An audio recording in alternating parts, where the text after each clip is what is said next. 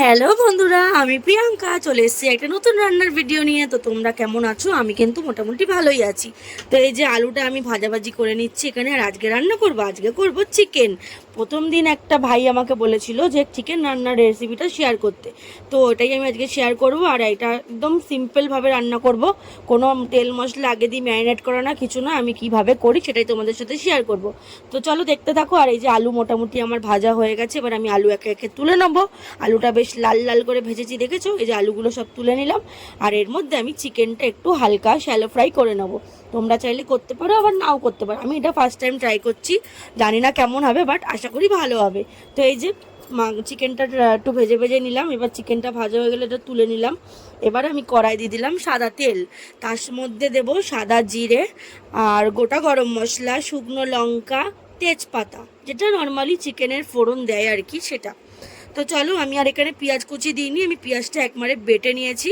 তো এই যে এবার এটা ভাজা হয়ে গেলে আমি এবার মশলা যেটা রেডি করেছি, আদা রসুন পেঁয়াজ আর টমেটোমের পেস্ট, তো ওটা দিয়ে নেব। ওটা ভালো করে এখন দিয়ে কষাবো যতক্ষণ না একটা লাল লাল ফ্লেভার মানে রং আসছে। আর যতক্ষণ না কষানো মশলাটা দিয়ে জল মানে তেল বেরাচ্ছে, জল বলছি সরি, ততক্ষণ আমি এটাকে কষাবো। তার মধ্যে দিয়ে দিলাম পরিমাণ মতন হলুদ, পরিমাণ মতন লঙ্কার গুঁড়ো, পরিমাণ মতন জিরের গুঁড়ো, আর স্বাদ অনুসারে নুন আর চিনি।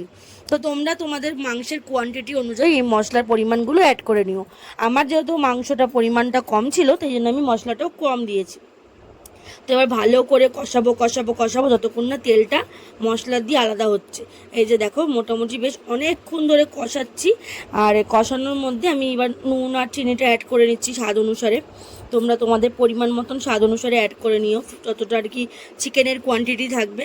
আর চিনিটা হলো একটা মাস্ট আইটেম, যেটা দিলে পরে সব তরকারিরই স্বাদ পাল্টে যায়। তো আমিও এখানে সামান্য পরিমাণে চিনি দিয়েছি, যাতে কালারটা সুন্দর আসে আর টেস্টটাও খুব দুর্দান্ত আসে। তো চলো মশলাটা ভালো করে কষিয়ে নিই। মশলা কষানো হয়ে গেলে আবার এর মধ্যে আলুটা দিয়েও মশলাটা আমাকে কষাতে হবে। যে এই যে দেখো, আলুও দিয়ে নিলাম। যখন আমি দেখলাম তেল আর মশলা আলাদা হয়ে যাচ্ছে আমার, তখন মনে করলাম যে মশলা আমার রেডি। তো তখন আমি আরেকটু ওর মধ্যে আলু দিয়ে মশলাটা ভালো করে কষিয়ে কষিয়ে কষিয়ে কষিয়ে নিয়ে এবার আমি জল অ্যাড করে দেবো। জলটা অ্যাড করবো যাতে আলুটা সেদ্ধ হয়, তার জন্য। তার বদলে এক গাদা না, এই এক বাটি, ছোটো বাটির এক বাটি মতন। এই যে দেখো, পরিমাণটা দেখলেই বুঝতে পারবে। এইটুকু আমি জল অ্যাড করেছি। এবার আমি চাপা দিয়ে রাখবো যাতে এটা স্টিমে ভালো আলুটা সেদ্ধ হয়। এই যে দেখো, কালারটা কি সুন্দর এসেছে। আর এই যে আলুটা এবার সেদ্ধ হতে দেবো, আমি ঢাকনা দিয়ে দিচ্ছি। তো চলো ঢাকনাটা খুলে, এই যে আলু মোটামুটি আমার রেডি হয়ে গেছে, আলু সেদ্ধ হয়ে গেছে, মশলা দিয়ে একটা সুন্দর গন্ধ বেরাচ্ছে। তো আমি এবার এর মধ্যে চিকেনটাও অ্যাড করব, যে চিকেনটা আমি ভেজে রেখেছিলাম। এই যে চিকেনটাও অ্যাড করে ভালো করে কষাবো কষাবো কষাবো। আর আমি কিন্তু এখানে ইউজ করেছি সানরাইজের চিকেন মশলা, যেটা তোমরা দেখতে পারবে। তোমরা চাইলে ইউজ করতে পারো, যারা চিকেন মশলা আর কি ইউজ করো। আর যারা খাও না, তারা নর্মালি আদা রসুন পেঁয়াজ বাটা দিয়ে নর্মাল একটা মাংসর দারুণ টেস্ট হয়। যাই হোক, আমি এখানে চিকেন মশলাটা অ্যাড করেছি।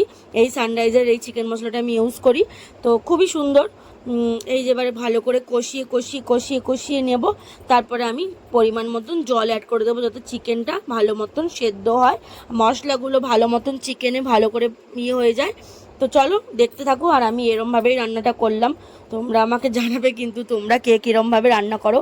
আমি একদম সিম্পলভাবে রান্না করেছি, কোনো ম্যারিনেট করে রাখিনি মশলাপত্র, যেরকম নর্মাল করেছি সেটাই তোমাদের সাথে শেয়ার করলাম। বাড়িতে ট্রাই করে দেখতে পারো। তো এই যে আমার মোটামুটি মশলা রেডি। এবার ঢাকনা খুলে দেখেছো, মশলার জলও শুকিয়ে গেছে, আলুও সেদ্ধ হয়ে গেছে। আমি আলুটা দেখে নেব, আর সামান্য পরিমাণে আমি গুঁড়ো গরম মশলা ছড়িয়ে নামিয়ে নেব। তো এই ভিডিওটা এইটুকুই রাখলাম। চিকেন রান্নাটা তোমাদের কেমন লেগেছে কমেন্টে জানিও। তোমরাও ভালো থেকো, আমিও ভালো থাকবো। টাটা।